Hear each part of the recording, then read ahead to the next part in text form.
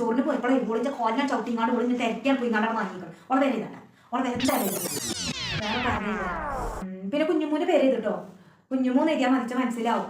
നമ്മളെ പേരെ പെയിന്റ് അടിച്ചാൽ മതിയില്ലേ, ആ ചെക്കൻ്റെ അമ്മയാണ് കുഞ്ഞുമോയി. ആ ഓളെ പേര് ചെയ്ത്. പെണ്ണുമ്മമായി വേണ്ടമ്മ.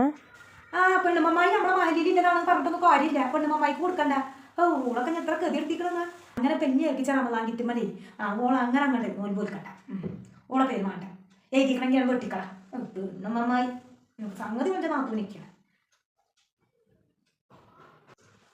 എത്ര ആലോചന ഞാൻ പറയണുണ്ട്, എഴുതിയാ മതി. ഇങ്ങനെ കണക്കൂട്ടിയാലേ ഇതിപ്പോ ആർക്കും കൊടുക്കലാർക്കും വെച്ച് തോന്നണില്ലമ്മ. ആ പിന്നെ ആർക്കപ്പൊ കൊടുക്കുക? അപ്പൊ എത്ര ആൾക്കാരായി? 29 ആൾക്കാരായിട്ടുള്ളൂ. ഇപ്പോഴും 29 ആയിട്ടുള്ളൂ. ശ്രദ്ധിച്ചെന്നാല് എന്നാ പിന്നെ എന്റെ ആങ്ങളാരെ പെണ്ണുങ്ങളോട് കൂടെ ഓരോ നീച്ചാണ് കൊടുക്കുന്നത്. അങ്ങനെയൊക്കെ പറ്റുമോ അവരെ?